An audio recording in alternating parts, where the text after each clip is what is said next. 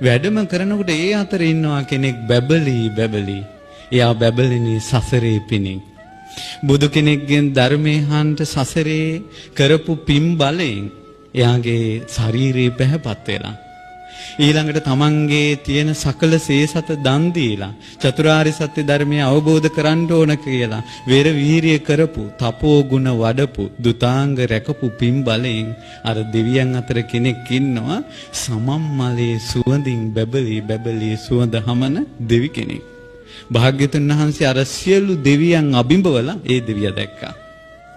භාග්‍යතුන් වහන්සේගේ අනන්ත අප්‍රමාණ ඥාන ගුණයෙන් බලනකොට සෑම දෙවියෙක්ගෙම තියෙනවා අංකුරයක් ධර්මය අවබෝධ කරන්න. ඒ අතර බබලනවා සමන් දෙවියන්. බුදුරජාණන් වහන්සේ සමන් දෙවියන් මුල් කරගෙන ධර්මයේ දේශනා කළා. දිනු අසිරිය බලන්න භාග්‍යතුන් වහන්සේ පළවෙනි වතාවට මේ ලංකා ධරණිතලයට වැඩම කරලා හෝරා කිහිපයක් ඇතුළත මේ ලංකාවේ වනයක් ගානට ගිරි දුර්ගයක් ගානට ඒ වගේම ආකාශයේ විමානයක් ගානට අරක්ගෙන හිටපු දෙවියන්ට ධර්මය අවබෝධ වෙනවා. ඒ ධර්මය අවබෝධ වුණ දෙවියන් අතරින් ප්‍රධානම කෙනා පින්වත් සුමන සමන් දෙවියන්. ඒ දෙවියන්ගේ ආනුභාවයක් තියෙනවා. දෙවියන්ගේ ජීවිතයේ ආනුභාවය වැඩි වෙච්ච ගමන් ඒ දෙවිය පිරිස අතර නිකම්ම ඉස්සරහට එනවා. ඔයා පොඩ්ඩක් පස්සට යන්න ඒව නැහැ. දිව්‍ය ලෝකේ ඒව නැහැ. තල්ලු කිරිලි නැහැ. ඇඟිල්ලෙන් ඇනලි නැහැ. ඒ දෙවියා කෙලින්ම ඉස්සරහට එනවා. භාග්‍යතුන් වහන්සේ ළඟ වැඳ වැටුණා. ස්වාමීනි මම වැඩ වාසය කරන්නේ විමානයක. ස්වාමීනි මගේ විමානයේ තියෙන්නේ ආකාශය නෙවෙයි. ස්වාමීනි මේ ධරණී තලේ යම් හිමියක් ඇද්ද? ඒ හිමේ තමයි මගේ විමානය කිව්වා. භාග්‍යතුන් වහන්සේ යම් දවසක මේ සුමන දිව්‍ය පුත්‍රයාටත් අනුකම්පා කරන්න ඕන. මේ සුමන දිව්‍ය පුත්‍රයාගේ විමානයේ සේවනය කරන්න ඕන කියලා හිතුනොත් ස්වාමීනි භාග්‍යතුන් වහන්සේ මේ සුමනගේ විමානේ ඔබ වහන්සේට විවෘත වෙලා තියෙන්නේ.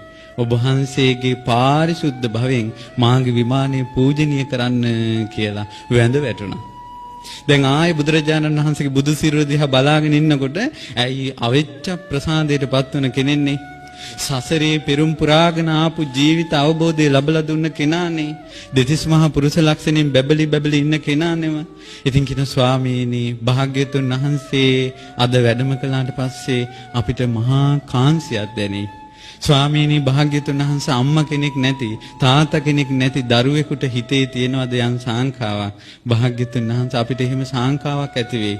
භාග්‍යතුන් වහන්සේ අපිට වඳින්න පුදන්න සත්කාර කරන්න භාග්‍යතුන් වහන්සේ අපිට යමක් මේ පිළිගන්නනුසේක්වා කියලා. එහෙමයි කේසදාස ලැබුණේ.